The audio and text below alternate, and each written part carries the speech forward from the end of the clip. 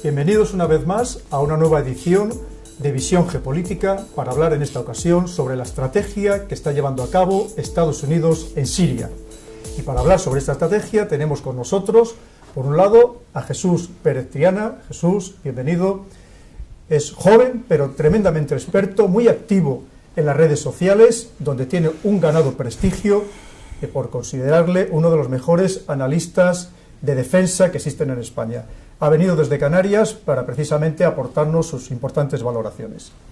Por otro lado, tenemos al teniente coronel del Ejército del Aire, Francisco Berenguer, actualmente destinado en el Instituto Español de Estudios Estratégicos.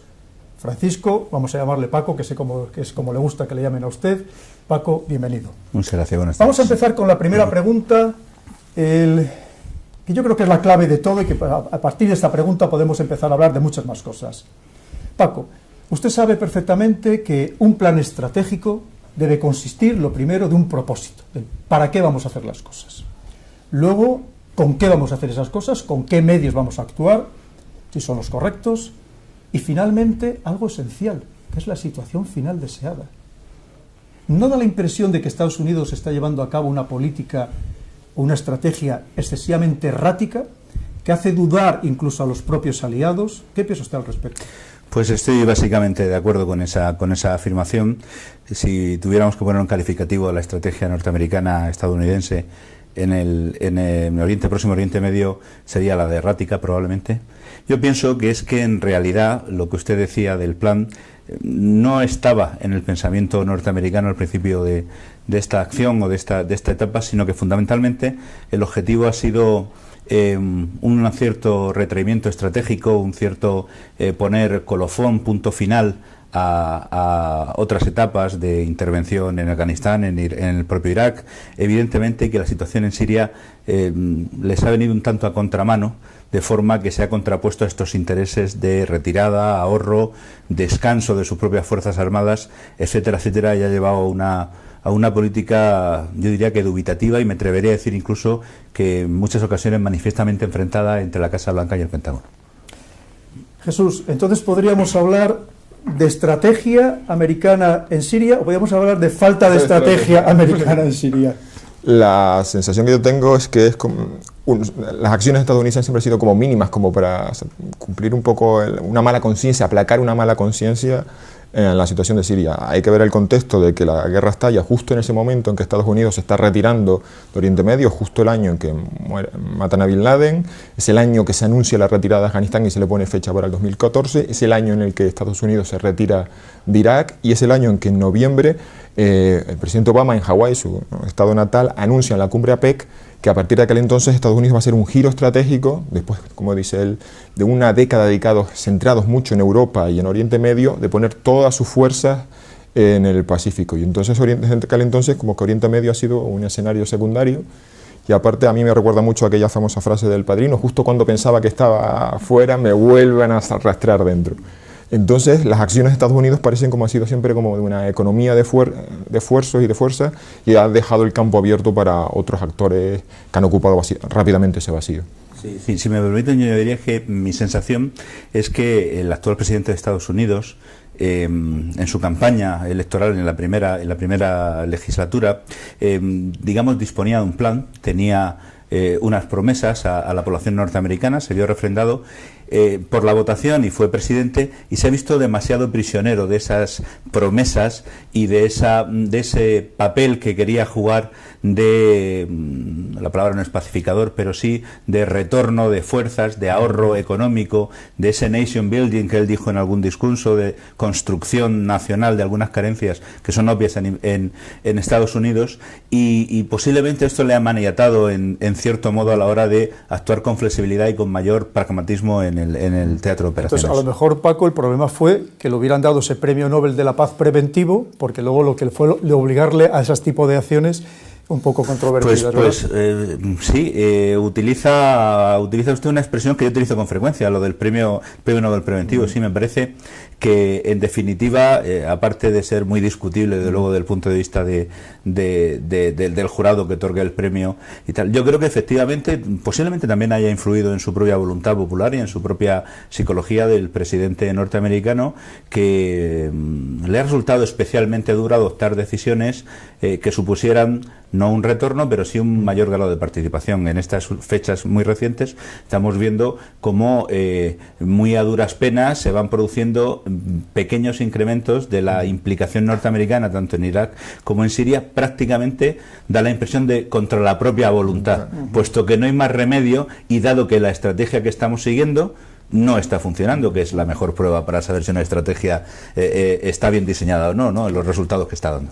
Entonces, Jesús, nos ha comentado Paco algo muy interesante, que hay dudas sobre esa estrategia, que pudiera ser que por un lado es la voluntad de Obama, que no acaba tampoco de tener muy clara cuál debería ser esta estrategia, pero también parece ser que hay problemas en el seno de la política interna de Estados Unidos.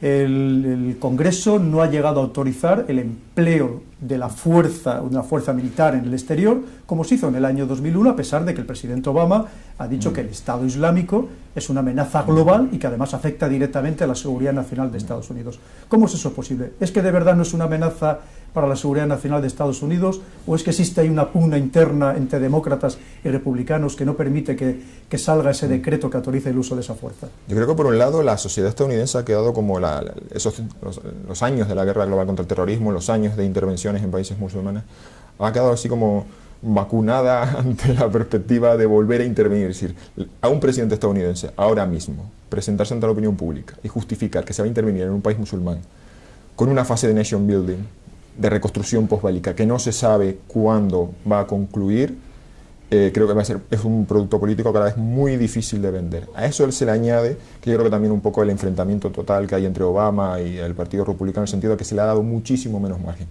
porque importantes personalidades del Partido Republicano, el Partido Republicano sí, se ha convertido ahora en el partido de la no intervención, el partido del no a la guerra, cuando en el 2003 estábamos en la oposición totalmente contraria. Tiene también mucho que ver con un relevo dentro del propio Partido Republicano de la generación neocon, que se jubiló con George Bush hijo, y ahora los líderes que están dentro del Partido Republicano ahora mismo pues no abogan por una política intervencionista. Pero creo que tiene también un poco que ver ahí con la hostilidad y la animadversión que le tienen a Obama, que les impide colocarse en la misma posición con respecto a Obama.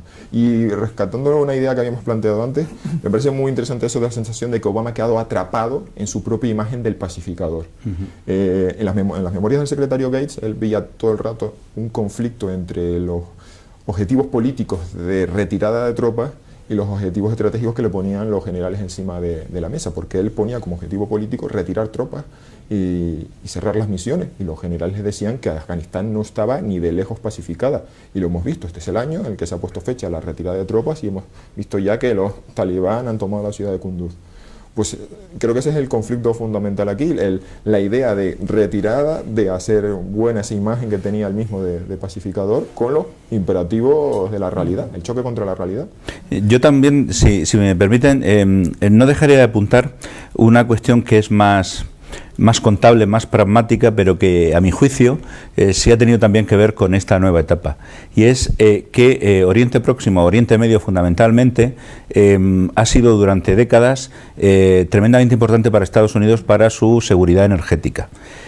No es que no siga siendo importante, pero esa importancia ha disminuido, porque el desarrollo de nuevas explotaciones, tanto convencionales como no convencionales, en Canadá, en el propio Estados Unidos, por supuesto, su mayor grado de interconexión con México, gran productor, etcétera, etcétera, está haciendo que Estados Unidos tenga una necesidad de la estabilidad que pueda procurar una salida regular y sin ningún tipo de cortapisa de petróleo y de gas de Oriente Medio, que ya no se encuentran, no digo que no sea importante, pero ya no se encuentran en el primer nivel de la prioridad. Por tanto, la pacificación, la estabilidad de la zona sigue siendo importante, pero es un poco menos importante. Yo siempre he defendido, y lo he puesto por escrito en meses y en años anteriores incluso, que esto además es un gran toque de atención para Europa y para el necesario desarrollo de la política común de seguridad y defensa española, europea, porque menos Estados Unidos en una zona que sigue siendo vital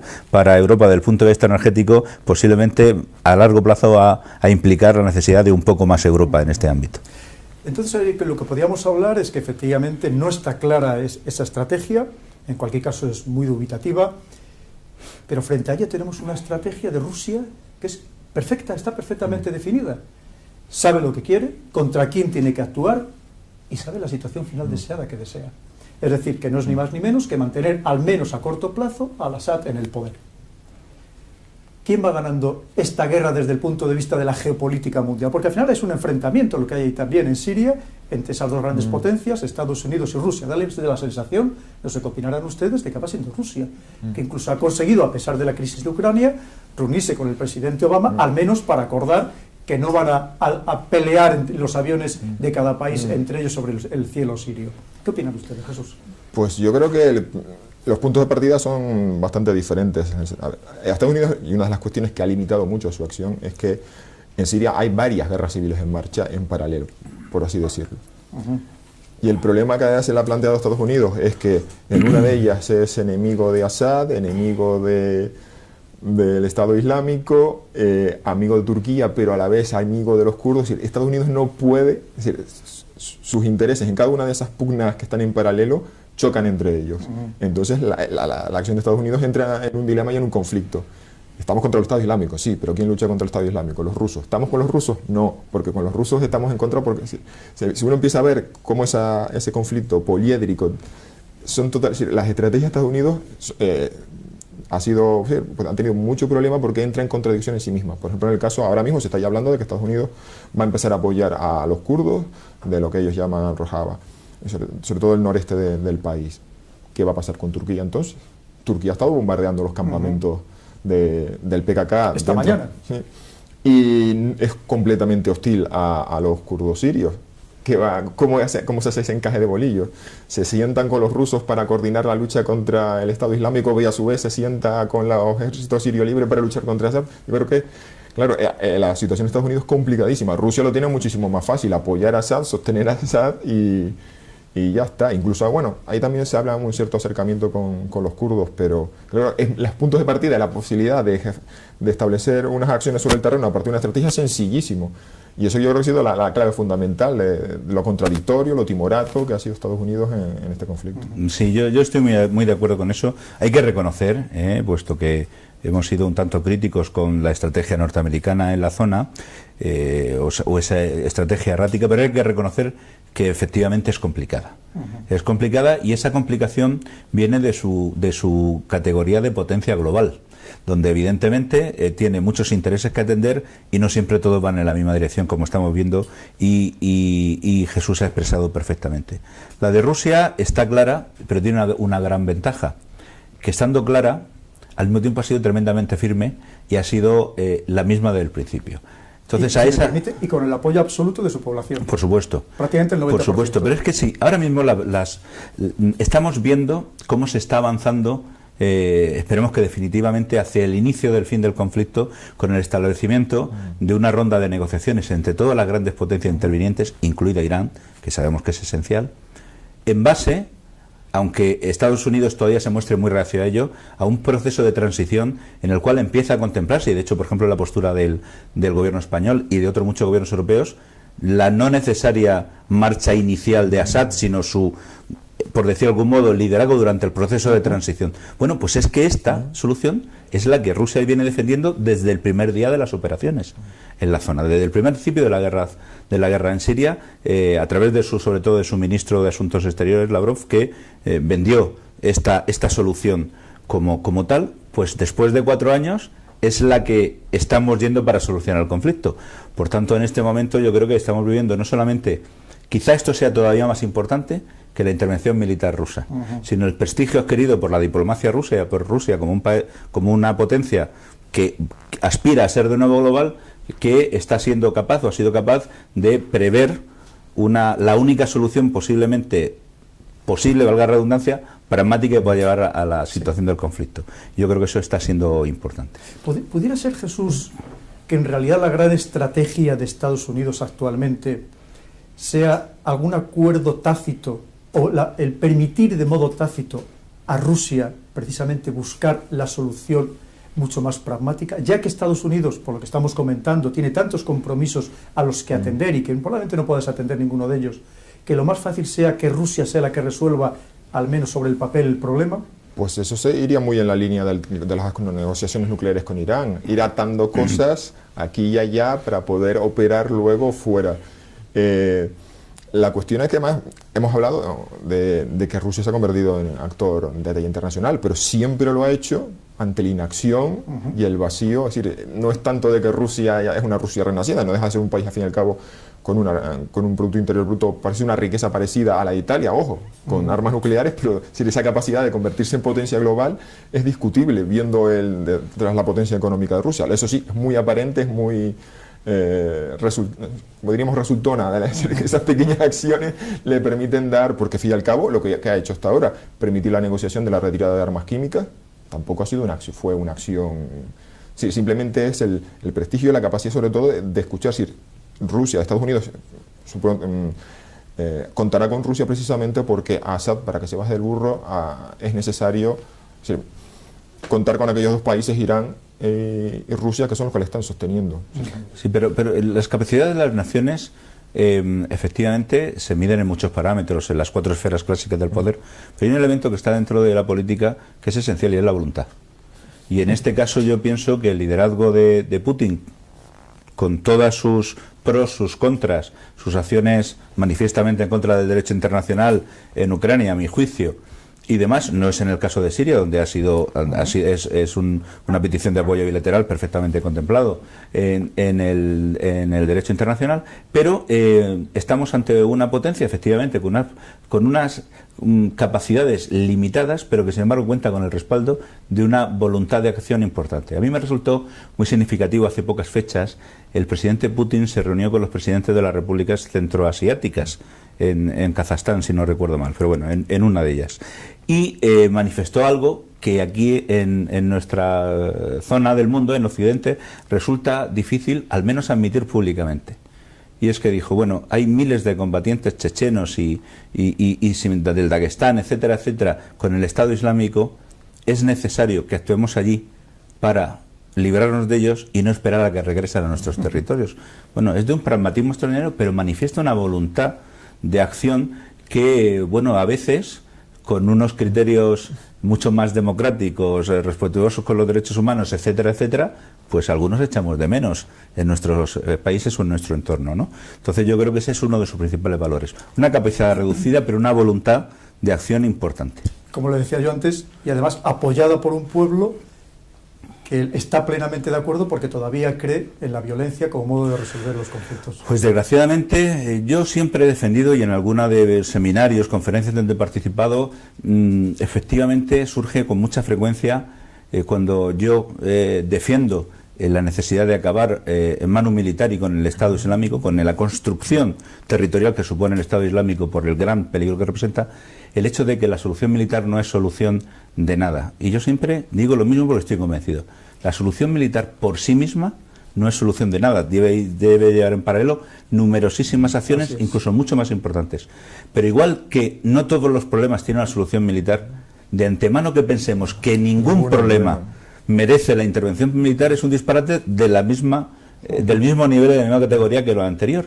Y en este caso en concreto, creo que una aproximación pragmática en las potencias en las cuales se llega al convencimiento de que el Estado Islámico, de pervivir, de sostenerse y de prolongarse en el tiempo, es una amenaza de rango superior para Rusia, para Estados Unidos, para, por supuesto, los países europeos, para el propio entorno regional e incluso para China, pues creo que es algo que nos debe llevar a, por lo menos temporalmente, una mayor capacidad de unión para destruir esta amenaza que yo considero de rango menor. Ya tendremos tiempo después de seguir con nuestras discrepancias en torno a otros temas. Eso es una tesis que yo sostengo hace tiempo, y yo creo que cada vez se está evidenciando más que es así. Lo que pasa es que el Paco nos ha hablado del Estado Islámico, pero el Estado Islámico es una más de las facciones enfrentadas dentro de Siria. Estamos hablando de que hay por lo menos 20 facciones importantes, algunos analistas hablan ya de 30, entre ellos Al-Qaeda, la rama Jabhat al-Nusra. Estaríamos hablando de las milicias chiitas pro-iraníes o probablemente miembros del ejército iraní. Estamos hablando de Hezbollah, donde ya está realizando acciones de combate convencional, ya no solamente asimétrico, con todas las repercusiones que va a tener en el futuro, y multitud de grupos sunís, muchas veces incluso combatiendo entre ellos por intereses puramente regionales. Claro, Estados Unidos en su estrategia dice, voy a apoyar a los rebeldes sirios moderados. Entre ellos parece ser el Consejo Nacional Sirio, que parece ser que está fundamentalmente controlado por los hermanos musulmanes. ¿De verdad hay algún moderado en Siria? Pues desgraciadamente yo tengo personalmente la impresión de que aquellos que en Siria defendían una democracia de estilo occidental o están exiliados o muertos o callados, que esa es otra de las variables del conflicto, el tiempo, cómo ha ido evolucionando la cosa y claro, ha sido yo creo que un círculo vicioso. La inacción de Occidente le restó, no sé decir legitimidad, pero credibilidad. Recordemos las palabras de Obama, que dijo que el uso de armas químicas supondría una línea roja que una vez cruzada tendría consecuencias. No hubo intervención y la sensación que yo creo que ha pasado en ciertos, en los que podríamos llamar los sirios más moderados, es que Occidente no estaba ahí. Y evidentemente la inacción occidente dejó un campo abierto para la llegada de dinero y armas. Y yo creo que es un fenómeno hasta incluso natural. El combatiente que está en primera línea, que ve que Estados Unidos en aquel momento enviaba lo que se llamaba ayuda no letal, en sacos de dormir, brújulas y cosas así, mientras aparecían cajas de dinero, comida y munición. Entonces se ha ido disminuyendo. Esos sirios moderados, yo me imagino que estarán todos en Turquía escribiendo un blog o haciendo Facebook. Me refiero que cuando uno busca información dice, sí, vale, hay voces moderadas que dicen que sueñan, defienden una revolución, hablan de revolución siria, pero me parece a mí que en el campo de batalla son bastante minoritarios. Aparte de que hay una flexibilidad enorme, hoy diríamos que cuando uno mira los nombres de los grupos, en realidad lo que hay son ahora mismo grandes coaliciones. Jaish al-Fatah en el norte, el Ejército de la Conquista, que son los que están operando en la provincia de Idlib, el Frente Sur del Ejército Sirio Libre y demás. Y cuando uno así va acercando la escala, se va encontrando con, eso sí, una pléyade de grupos enorme. Pero resulta que con esa naturaleza de guerra medieval que ha tenido este conflicto, las alianzas han ido cambiando. Entonces, ahora mismo, meter la mano en el fuego por etiquetas como Ejército Sirio Libre o decir, bueno, en fin, unidades que componen el Ejército Sirio Libre actúan aquí de mutuo acuerdo con el Jabhat al-Nusra, aquí lo combate, demás. Entonces, yo creo que eso ha sido una de las claves fundamentales del que haya observado el conflicto, decir, bueno, ¿y a quién apoyamos? Claro, porque volvemos a lo mismo, estamos hablando de la situación final deseada, que no está clara, porque probablemente vayamos a poner en el poder a alguien absolutamente más radical que todavía al-Assad o incluso me atrevería a decir que hasta el Estado Islámico. Pero claro, ahora mismo Estados Unidos está apoyando básicamente a los kurdos, porque han demostrado que ha sido la fuerza más eficaz a la hora de combatir a este Estado Islámico. Pero apoyar a los kurdos, de entrada crea unos recelos enormes en Turquía, y de entrada, ¿no cree usted que además lo que está haciendo es enraizar el conflicto para muchos años? Porque obviamente este terreno que claramente están ganando los turcos, los kurdos no lo van a devolver jamás, porque están, entre otras cosas, están capturando pozos de petróleo que son imprescindibles si algún día quieren tener un Estado medianamente viable desde el punto de vista económico. ¿Cómo lo ve usted, Paco? Pues lo veo una dificultad extrema, porque efectivamente todo esto, no hay que olvidar que es un Estado multiétnico, con facciones también religiosas distintas y con intereses muy distintos. Luego, una cuestión es, como consecuencia de la eficacia en la contención de los grupos yihadistas más radicales que los kurdos han llevado a cabo con una razonable eficacia. Otra cosa es que, aprovechando el apoyo de los bombardeos de la coalición internacional, sean capaces de ganar terreno y efectivamente copar posiciones que económicamente sean muy rentables para su hipotético y futuro Estado kurdo independiente, que ahora mismo casi podríamos decir que en todo este marasmo casi son los más favorecidos por el momento, pero otra cosa es que étnicamente sea posible, digo étnicamente en el sentido de, según el mapa étnico del país, conservar esas conquistas en un Estado razonablemente estabilizado y pacificado por una fuerza distinta que sea la de las armas. Yo creo que eso no va a ser posible. Yo creo que eso no va a ser posible y que uno de los grandes problemas es ese. Me gustaría incidir un poquito en el tema de la oposición moderada. Tenemos una prueba de que la oposición moderada es una construcción, en cierto modo, artificial, sobre todo, como bien decía Jesús, las personas que se encuentran fuera, que forman parte del Consejo Nacional, que tienen una representación política, que aceptamos y demás, pero que no tienen un reflejo sobre el terreno. Y es que al principio, cuando hubo, si se acuerdan, numerosas deserciones de grandes cargos del régimen, etcétera, etcétera, sí parecía viable esta situación. El transcurso de la guerra ha llevado a que desaparezcan por activa o por pasiva. Y una prueba de que esta oposición moderada tiene muy poca consistencia hoy día, desgraciadamente diría yo, ha sido el fracaso del programa de formación norteamericano, precisamente de opositores moderados, para formar parte de unas brigadas que fueran capaces de entrar en territorio sirio, entrenadas en Turquía, en Arabia Saudí, financiadas y armadas y bien entrenadas para, en gran medida, determinar el resultado de la guerra. Si se acuerdan de las cifras de las personas que han sido capaces de poner Estados Unidos dentro del territorio como combatientes, estamos hablando de decenas de personas y han tenido que cancelar el programa no por su alto coste, puesto que fue una de las apuestas fundamentales, sino simple y llanamente porque los banderines de enganche de estas fuerzas moderadas, de voluntarios moderados, para tal, estaban vacíos, no había nadie. Sí. Eso yo creo que puede ser una prueba sobre el terreno de que tenemos serias dificultades hoy día en identificar una masa de maniobra, yendo a términos militares, suficientemente potente como para tener peso en el conflicto, que respondan a esta naturaleza moderada y con aspiraciones plenamente democráticas. Bueno, en este caso hay yo tengo otra visión. La cuestión ha sido, las razones del fracaso de ese programa tienen no solamente con la falta de rebeldes que se quieran apuntar, el problema es que había una condición fundamental que se les ponía, y es que no luchasen contra el régimen. Se les organizó para luchar contra el Estado Islámico y claro, ahí se me ocurre que esto puede ser alguna especie de cláusula secreta de las negociaciones, o relacionada con las negociaciones con Irán. Eso de que se les pida o solamente se aspire a que luchen contra el Estado Islámico y dejen en paz al régimen, me resulta muy extraño cuando Estados Unidos ha estado apoyando a los rebeldes. Y la otra cuestión es que encima, claro, se les pedía, o sea, se les hacía un filtro en el que se buscaba que no hubiesen tenido ningún tipo de vínculo con grupos yihadistas, y a estas alturas de la guerra el que no ha compartido trinchera ofensiva o ha intercambiado, trapicheado suministros es muy muy raro. Nada, en estos 4 años mantenerse puro en una burbuja de ningún tipo de vínculo con grupos yihadistas. Eso que está diciendo en gran medida supondría algo que a mí me resulta bastante evidente, y es que Irán en este conflicto y en la solución al conflicto se ha convertido en un aliado tremendamente necesario. No solamente en Siria, sino que lo estamos viendo en Irak.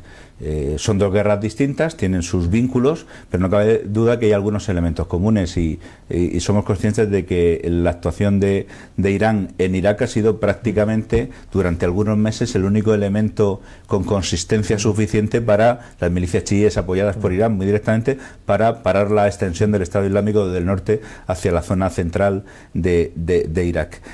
Bien, todo va dirigido en ese término. Por eso yo tengo puestas esperanzas, no sé si razonadas y razonables, pero tengo puestas esperanzas en el nuevo proceso, el nuevo formato de negociación entre las grandes potencias regionales y globales que se ha puesto en marcha en Viena y sucesivas ocasiones, porque se han variado algunos parámetros. Se ha dado entrada a Irán y, sin embargo, por ejemplo, esos opositores moderados que parece que desgraciadamente solo tienen un papel fundamentalmente casi, digamos, representativo, pero no con una fuerza real sobre el terreno, son los que ahora mismo están apartados de esas negociaciones, lo cual no deja de llamar poderosamente la atención. Hablaremos un poco más de Viena. Pero ahora parece ser una vez más que hay un nuevo cambio de estrategia por parte de Estados Unidos. Entonces ya los bombardeos claramente no han dado los resultados apetecidos. Ese entrenamiento de esas fuerzas moderadas, que efectivamente se les decía que lucharan contra el Estado Islámico pensando que son todos sunís. Y ellos lo que querían luchar era contra los alawíes que estaban en el poder. Y entonces ahora se decide enviar 50 fuerzas de operaciones especiales. Una cifra realmente ridícula, por más que se haya publicitado hasta la saciedad. Cuando además hay otra cosa, como usted bien sabe, como analista de defensa que es, que para llevar a cabo esos bombardeos hacía falta fuerzas especiales en el terreno desde hacía años, porque era la manera de iluminar y de señalar esos blancos. Esas fuerzas ya estaban. ¿Qué significa que ahora manden 50 fuerzas de operaciones especiales? Yo creo que tiene que ver, que ese cambio de estrategia además tiene otro planteamiento, y es que si uno mira el despliegue de las fuerzas kurdas, están como una cuña apuntando a Raqqa, la capital del Estado Islámico. Por ahí creo que es un cálculo que yo creo que ya las distancias andaban por cerca de menos de 100 kilómetros. Evidentemente son fuerzas ligeras, ahí es la capital, es el corazón, no se trata, sería imposible imaginar que si pudiera ser un rápido avance, pero esto me recuerda a mí un poco a la guerra de Afganistán, y esos 50 miembros de fuerzas especiales, yo me imagino que lo que van a estar va a ser en primera línea, porque detrás de las líneas enemigas suponemos que llevaban tiempo, pero esto va a ser apoyar ese esfuerzo, esa ofensiva y sumar, porque es inimaginable pensar que se pueda ganar una guerra sin tropas sobre el terreno. Entonces, en este caso, los kurdos serán la infantería, y esos 50 miembros de fuerzas especiales van a estar en primera línea apoyando la ofensiva. Es una cosa es que hasta ahora, uno revisando los blancos que se han alcanzado siempre eran como estratégicos, refinerías, centros de entrenamiento, pero la cosa va a cambiar cuando esa ofensiva, es decir, la aviación en este caso va a ser como de artillería volante, al fin y al cabo. Es la sensación de que van a estar en primera línea apoyando ese esfuerzo. Que sea posible alcanzar la capital del Estado Islámico y que se produzca un colapso, no lo sé, pero me parece que todo lo que se está hablando va en esa línea. Sí, contra Raqqa. Antes del verano de este año, el senador McCain, el antiguo aspirante a la Casa Blanca, en el Congreso norteamericano presentó un informe, estuvieron discutiendo un informe en el cual se daban cifras sobre el grado de efectividad de los ataques aéreos.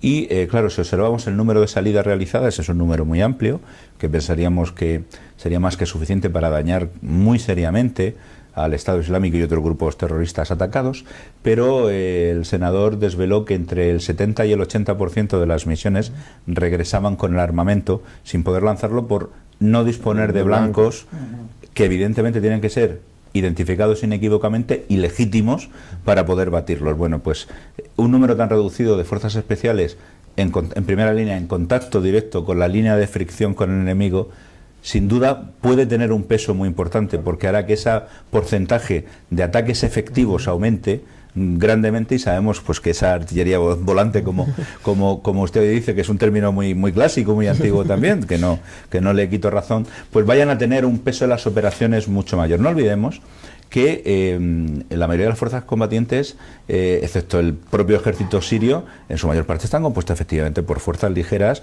y de forma casi relativamente anecdótica, alguna pieza artillera, algún vehículo, mortero, ese tipo de cosas, que si son batidos con eficacia en un periodo relativamente corto, las capacidades militares de Estado Islámico y de otros grupos que se han batido por estos ataques aéreos van a tener mucho peso en las operaciones. Luego, el número es reducido, pero yo creo que son potenciadores del esfuerzo y que pueden ser bastante eficaces. Efectivamente, ¿no? Era difícil identificar un adversario que no lleva un uniforme claramente que le diferencie de otras fuerzas, y luego porque además se refugian en las ciudades. Pero miren ustedes, el día 29 de septiembre, hace muy pocos días, hubo una reunión de alto nivel en Naciones Unidas, nada más y nada menos que con 100 países, 250 organizaciones internacionales, en fin, toda esta parafernalia. Y al final lo que han venido a decir son las medidas que cualquier analista con dos dedos de frente había dicho hacía meses. Lo primero, vamos a sellar la frontera entre Siria y Turquía. Pero la frontera entre Siria y Turquía, no los 822 kilómetros, la pequeña franja donde está el Estado Islámico, que son 250 a 300 kilómetros, no es más. Y lo que dice claramente en las declaraciones que han efectuado el presidente Obama, porque dice que es la manera de cortar la línea de suministros, que quiere decir que venían desde Turquía, y también la llegada de combatientes. La primera pregunta, ¿y eso por qué no se ha hecho antes? Bueno, yo creo que en este caso es evidente porque para Turquía el Estado Islámico le ha estado haciendo el juego sucio, que es una cosa que aparte también, el convertir el Estado Islámico en el ejecutor de los trabajos sucios también ha pasado con el régimen de Assad. La aviación siria ha atacado en aquellas líneas de frente donde el Estado Islámico estaba atacando a los rebeldes moderados, y en este caso se trata de que el objetivo de Turquía es intentar contener la creación de un Estado autónomo en el norte de Siria que se convierta en un referente para la región, o sea, para los kurdos de su interior, y aparte sobre todo con la retaguardia, que se convierta en una retaguardia del PKK, que lo ha hecho efectivamente. Entonces, Turquía ha jugado un papel en el que ha puesto sus intereses particulares muy por encima de los intereses generales, lo que podemos decir, Occidente y la región. Ha jugado un poco ahí a brujo. Yo es que pienso que el Estado Islámico, dada su propia naturaleza, la muy comentada propaganda que hace, el empleo del terror como arma de guerra y de sojuzgar a las poblaciones, todo esto que sabemos bien, pero en el fondo, por muchos de los actores regionales, el Estado Islámico ha sido contemplado durante mucho tiempo como algo coyuntural, algo que es tan poco aceptable o es tan inaceptable en el concierto de las naciones que tarde o temprano será destruido. Mientras que otras circunstancias como el proceso, la lucha de construcción de ese Estado kurdo, como la pugna entre regional por el poder regional, Turquía, Arabia Saudí, Irán, como, por decirlo de algún modo, problemas estructurales de la región, de mucho más largo recorrido que la propia existencia del Estado Islámico. Y yo creo que ha habido algunos actores regionales que, digamos, han considerado durante algún tiempo, si todavía no lo vienen haciendo, al Estado Islámico como una herramienta válida que quizá se ha sobredimensionado y ha pasado en algunos momentos, como puede ser el caso de Turquía, con los atentados ya en su propio territorio, a ser muy dañino contra sus propios intereses. Este juego de, en cierto modo, de aprendiz de brujo y tal, tiene muchos ejemplos históricos y es difícil encontrar alguno que haya salido bien, ¿no? Pienso que esto ha sucedido y que esto explica en parte esa expansión del Estado Islámico, efectivamente, y esas a veces extrañas actitudes con respecto a la fuerza del Estado Islámico sobre el terreno. Porque efectivamente, mire, el Estado Islámico yo creo que desaparecerá el día que los que lo crearon o le manipulan deje de considerar que le es útil. Para Irán significa estar haciéndose con el control de Irak, donde las milicias prochitas están de verdad llevando las riendas del gobierno de al-Abadi, de Bagdad. Para los turcos parece ser que lo que les sirve es la disculpa para atacar a los kurdos. Para el régimen de al-Assad, para bombardear a sus propias poblaciones rebeldes.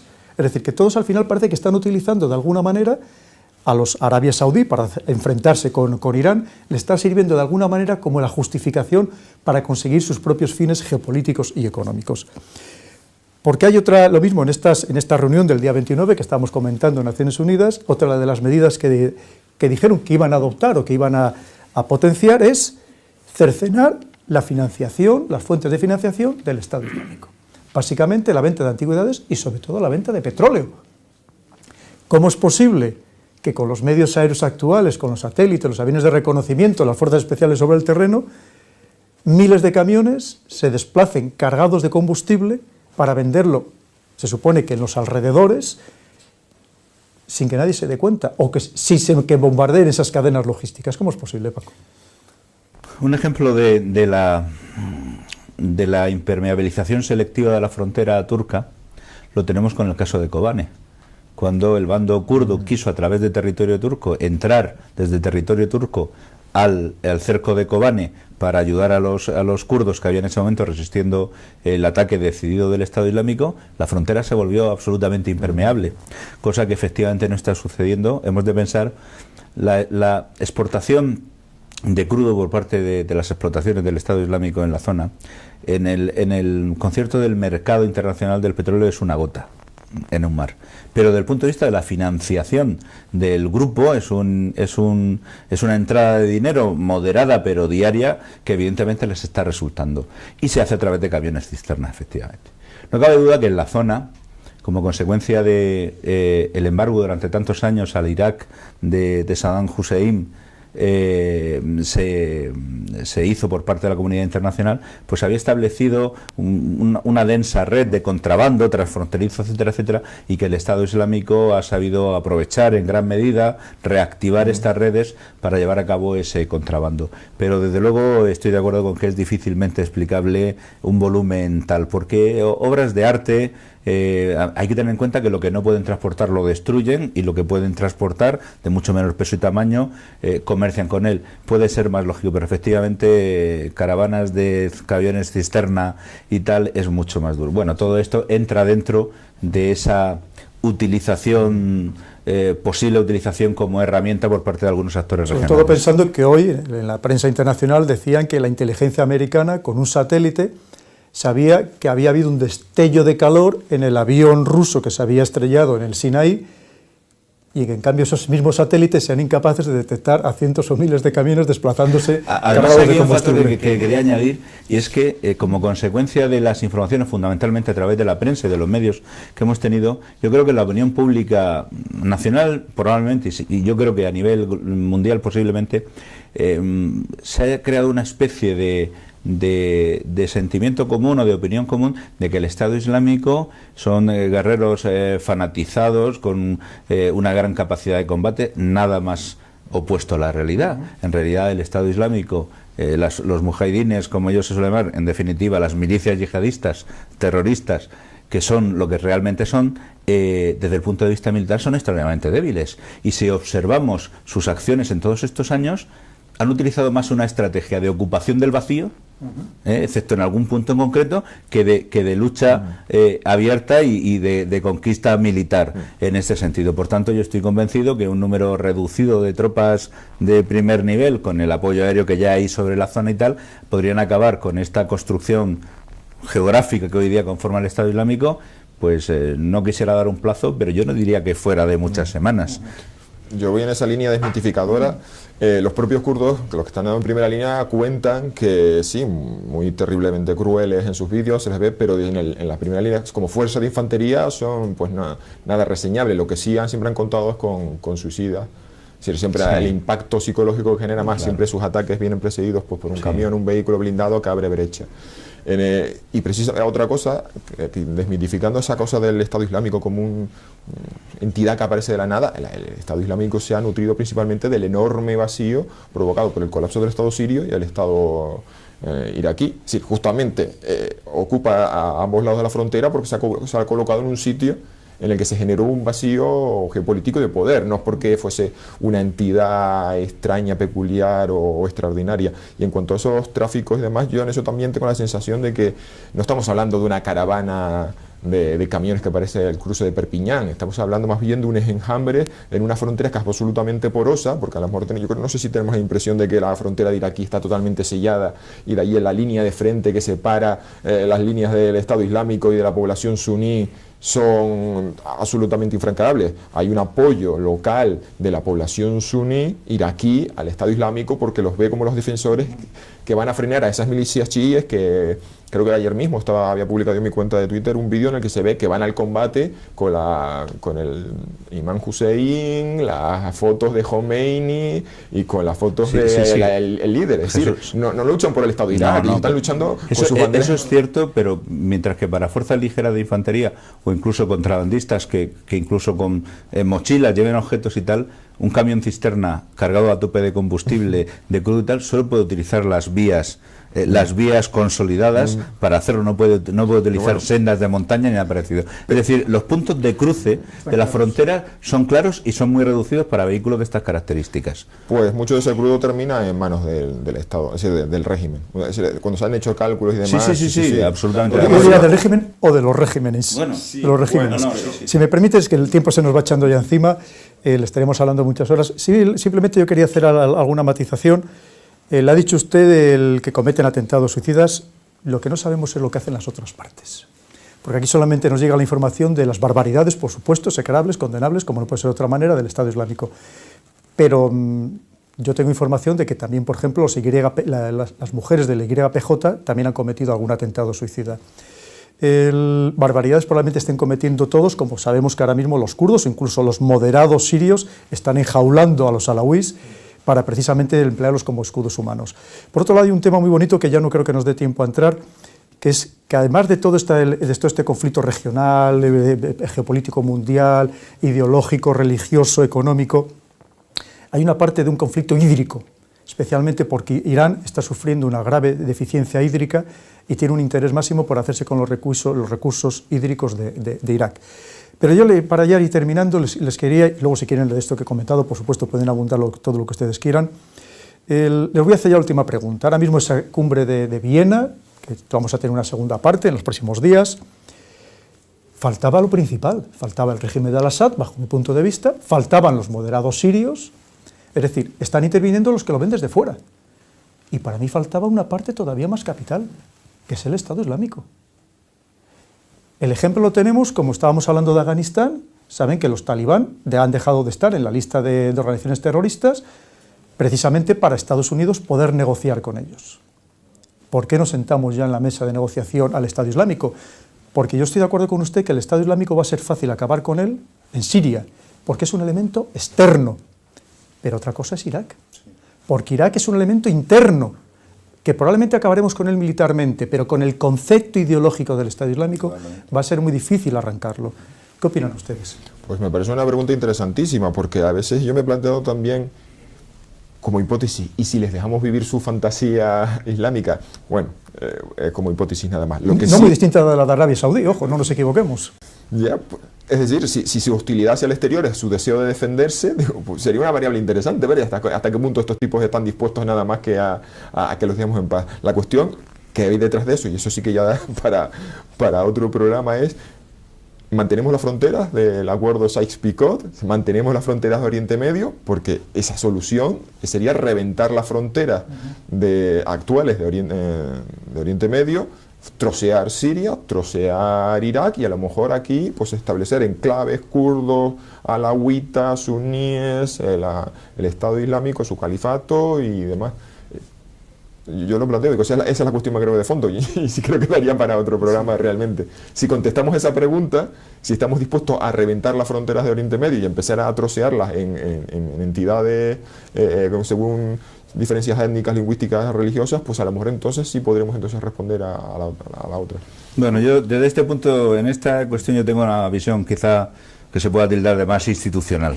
Creo que la redefinición de fronteras no es una solución, puede ser que sea una solución de facto y que a posteriori nos veamos obligados a reconocer de algún modo, puede ser, pero no creo que sea una solución que deba estar en el planteamiento de la solución. Y lo digo porque es que prácticamente en la historia de la humanidad vemos cómo ha habido etapas de contracción del poder que se ha microfragmentado y sabemos que son las épocas más turbulentas y más violentas, y otras en las cuales ha habido poderes de mayor entidad y de mayor magnitud que han sido capaces de controlar esta violencia interna. Esto nos llevaría además a sentar precedentes. Estamos viendo los resultados que ha dado la división de Sudán, que creo que no son especialmente favorables. En absoluto es el último ejemplo que hemos tenido. Yo creo que una política efectivamente, en su momento, en un momento histórico muy concreto, hubo todo tipo de errores. La unión de los 3 bajanatos turcos que constituyen hoy día Irak quizá no fuera la más afortunada, pero en este momento, con criterios puramente étnicos, daría lugar a microestados, muchos de ellos no viables económicamente, donde además no pensemos nunca que cuando hablamos de zonas étnicas son puras. Siempre hay islas de minorías del resto del país que pasarían a ser ciudadanos indudablemente de segunda o de tercera categoría, y solo un poder superior en el concierto de las naciones creo que puede garantizar mejor un cierto nivel de justicia, de estabilidad y de viabilidad económica. El tema del planteamiento de sentar a la mesa al Estado Islámico. Sabemos que efectivamente el ejemplo que ponía los talibán ha sufrido una evolución en el tiempo y efectivamente en un país como Afganistán, con la mentalidad media de la propia población, muchos de los ciudadanos ordinarios de Afganistán no se encuentran demasiado lejos de los planteamientos religiosos con respecto a la sharia de los propios talibán. Luego, que los talibán entren a formar parte en un momento determinado del juego político como un partido claramente islamista, etcétera, etcétera, es no solamente aceptable, sino que posiblemente es inevitable, es incluso positivo para conseguir la estabilidad. El problema es que el Estado Islámico actualmente, con su forma de proceder, para mí y creo que para muchos, en su forma de actuar, está al otro lado de la línea roja de lo que es aceptable. Yo creo que se sentaría un precedente extraordinariamente peligroso si al Estado Islámico, con su actual conformación, con su actual forma de proceder, con su bagaje reciente, se le incorporara a la mesa de negociaciones. Otra cosa es que efectivamente esa mentalidad, como usted bien decía, estoy totalmente de acuerdo, que se encuentra presente en muchas zonas de Oriente Medio, tenga una representación política, que esté en el juego de la política de las naciones y que esté en el juego de la política internacional. Eso es perfectamente aceptable, pero desde luego lo que actualmente representa el Estado Islámico, yo creo que supondría un peligroso precedente darle voz. Solamente, ya con esto ya terminamos, recuerde usted que lo mismo se pensaba de la Rusia de Lenin o de la China de Mao, y pasados unos cuantos años se le reconoció. Una vez más, les hemos ofrecido la opinión de los mejores expertos, como han podido ver, de la gente más cualificada, para que ustedes se formen sus propios análisis. Como les digo siempre, no dejen que les inunden con información que muchas veces les impide pensar, o todavía lo que es peor, les hacen creer que están pensando. Recurran siempre a los expertos, como los que les intentamos traer en cada programa de Visión Geopolítica, para iluminarles en la medida de nuestras posibilidades. Muchas gracias.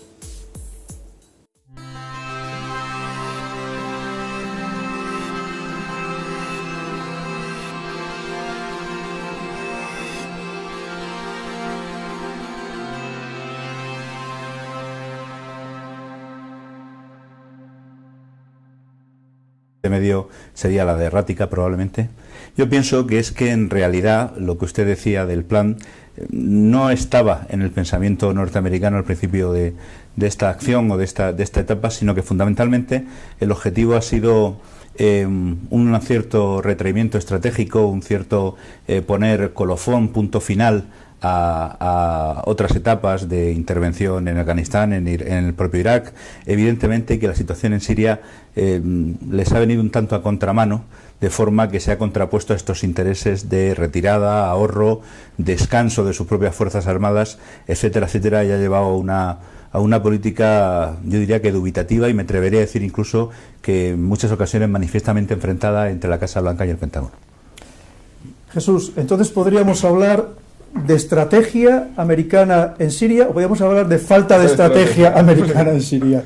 La sensación que yo tengo es que las acciones estadounidenses siempre han sido como mínimas, como para cumplir un poco una mala conciencia, aplacar una mala conciencia en la situación de Siria. Hay que ver el contexto de que la guerra estalla justo en ese momento en que Estados Unidos se está retirando de Oriente Medio, justo el año en que matan a Bin Laden, es el año que se anuncia la retirada de Afganistán y se le pone fecha para el 2014, es el año en el que Estados Unidos se retira de Irak y es el año en que en noviembre el presidente Obama en Hawái, su estado natal, anuncia en la cumbre APEC que a partir de aquel entonces Estados Unidos va a hacer un giro estratégico, después, como dice él, de una década centrados mucho en Europa y en Oriente Medio, de poner todas sus fuerzas en el Pacífico. Y entonces, desde aquel entonces, como que Oriente Medio ha sido un escenario secundario. Y aparte a mí me recuerda mucho aquella famosa frase del Padrino: justo cuando pensaba que estaba afuera, me vuelven a arrastrar dentro. Entonces, las acciones de Estados Unidos parecen como ha sido siempre como de una economía de esfuerzos y de fuerza, y ha dejado el campo abierto para otros actores que han ocupado rápidamente ese vacío. Sí, si me permiten, yo diría que mi sensación es que el actual presidente de Estados Unidos, en su campaña electoral en la primera legislatura, digamos, disponía de un plan, tenía unas promesas a la población norteamericana, se vio refrendado por la votación y fue presidente, y se ha visto demasiado prisionero de esas promesas y de ese papel que quería jugar la palabra no es pacificador, pero sí de retorno de fuerzas, de ahorro económico, de ese nation building que él dijo en algún discurso, de construcción nacional de algunas carencias que son obvias en Estados Unidos, y posiblemente esto le ha maniatado en cierto modo a la hora de actuar con flexibilidad y con mayor pragmatismo en en el teatro de operaciones. Entonces, a lo mejor, Paco, el problema fue que le hubieran dado ese premio Nobel de la Paz preventivo, porque luego lo que fue de obligarle a ese tipo de acciones un poco controvertidas. Sí, utiliza usted una expresión que yo utilizo con frecuencia, lo del premio Nobel preventivo. Sí, me parece que, en definitiva, aparte de ser muy discutible, desde luego, desde el punto de vista del jurado que otorga el premio y tal, yo creo que efectivamente, posiblemente también haya influido en su propia voluntad popular y en su propia psicología del presidente norteamericano, que le ha resultado especialmente duro adoptar decisiones que supusieran no un retorno, pero sí un mayor grado de participación. En estas fechas muy recientes estamos viendo cómo muy a duras penas se van produciendo pequeños incrementos de la implicación norteamericana, tanto en Irak como en Siria. Prácticamente da la impresión de contra la propia voluntad, puesto que no hay más remedio, y dado que la estrategia que estamos siguiendo no está funcionando, que es la mejor prueba para saber si una estrategia está bien diseñada o no, en los resultados que está dando. Entonces, Jesús, nos ha comentado, Paco, algo muy interesante, que hay dudas sobre esa estrategia, que pudiera ser que por un lado es la voluntad de Obama, que no acaba tampoco de tener muy clara cuál debería ser esta estrategia, pero también parece ser que hay problemas en el seno de la política interna de Estados Unidos.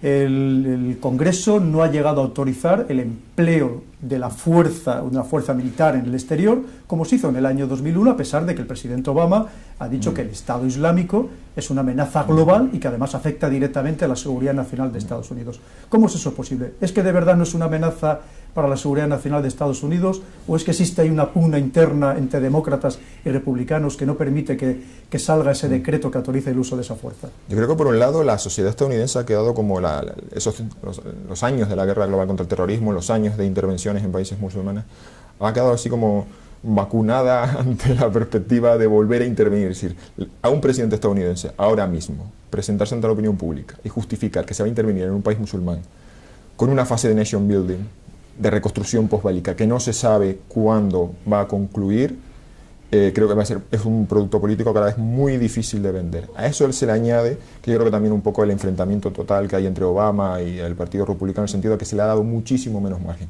porque importantes personalidades del Partido Republicano, el Partido Republicano sí, se ha convertido ahora en el partido de la no intervención, el partido del no la guerra, cuando en el 2003 estábamos en la oposición totalmente contraria. Tiene también mucho que ver con un relevo dentro del propio Partido Republicano de la generación neocon, que se jubiló con George Bush hijo, y ahora los líderes que están dentro del Partido Republicano ahora mismo pues no abogan por una política intervencionista. Pero creo que tiene también un poco que ver ahí con la hostilidad y la animadversión que le tienen a Obama, que les impide colocarse en la misma posición con respecto a Obama. Y rescatando una idea que habíamos planteado antes, me parece muy interesante eso de la sensación de que Obama ha quedado atrapado en su propia imagen del pacificador. En las memorias del secretario Gates, él veía todo el rato un conflicto entre los objetivos políticos de retirada de tropas y los objetivos estratégicos que le ponían los generales encima de la mesa, porque él ponía como objetivo político retirar tropas y cerrar las misiones, y los generales les decían que Afganistán no estaba ni de lejos pacificada, y lo hemos visto. Este es el año en el que se ha puesto fecha a la retirada de tropas y hemos visto ya que los talibán han tomado la ciudad de Kunduz. Pues creo que ese es el conflicto fundamental aquí, la idea de retirada, de hacer buena esa imagen que tenía el mismo de pacificador, con los imperativos de la realidad, el choque contra la realidad. Yo también, si me permiten, no dejaría de apuntar una cuestión que es más contable, más pragmática, pero que a mi juicio sí ha tenido también que ver con esta nueva etapa, y es que Oriente Próximo, Oriente Medio fundamentalmente, ha sido durante décadas tremendamente importante para Estados Unidos para su seguridad energética. No es que no siga siendo importante, pero esa importancia ha disminuido, porque el desarrollo de nuevas explotaciones, tanto convencionales como no convencionales, en Canadá, en el propio Estados Unidos, por supuesto, su mayor grado de interconexión con México, gran productor, etcétera, etcétera, está haciendo que Estados Unidos tenga una necesidad de la estabilidad que pueda procurar una salida regular y sin ningún tipo de cortapisa de petróleo y de gas de Oriente Medio, que ya no se encuentran ya digo, no digo que no sea importante, pero ya no se encuentran en el primer nivel de la prioridad. Por tanto, la pacificación, la estabilidad de la zona sigue siendo importante, pero es un poco menos importante. Yo siempre he defendido y lo he puesto por escrito en meses y en años anteriores incluso, que esto además es un gran toque de atención para Europa y para el necesario desarrollo de la política común de seguridad y defensa española, europea, porque menos Estados Unidos en una zona que sigue siendo vital para Europa desde el punto de vista energético, posiblemente a la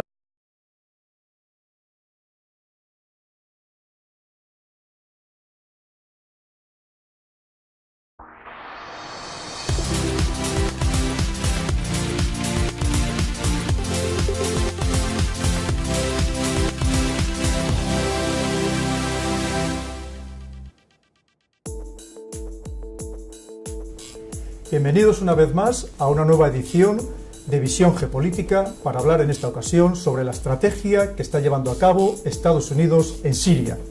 Y para hablar sobre esta estrategia tenemos con nosotros, por un lado, a Jesús Pérez Triana. Jesús, bienvenido. Es joven, pero tremendamente experto, muy activo en las redes sociales, donde tiene un ganado prestigio por considerarle uno de los mejores analistas de defensa que existen en España. Ha venido desde Canarias para precisamente aportarnos sus importantes valoraciones. Por otro lado, tenemos al teniente coronel del Ejército del Aire, Francisco Berenguer, actualmente destinado en el Instituto Español de Estudios Estratégicos. Francisco, vamos a llamarle Paco, que es como le gusta que le llamen a usted. Paco, bienvenido. Muchas gracias, buenas tardes. Vamos a empezar con la primera pregunta, que yo creo que es la clave de todo y que a partir de esta pregunta podemos empezar a hablar de muchas más cosas. Paco, usted sabe perfectamente que un plan estratégico debe consistir, lo primero, de un propósito, de para qué vamos a hacer las cosas. Luego, con qué vamos a hacer esas cosas, con qué medios vamos a actuar, si son los correctos, y finalmente, algo esencial, que es la situación final deseada. ¿No da la impresión de que Estados Unidos está llevando a cabo una política o una estrategia excesivamente errática, que hace dudar incluso a los propios aliados? ¿Qué piensa usted al respecto? Pues estoy básicamente de acuerdo con esa afirmación. Si tuviéramos que poner un calificativo a la estrategia norteamericana estadounidense en el Próximo Oriente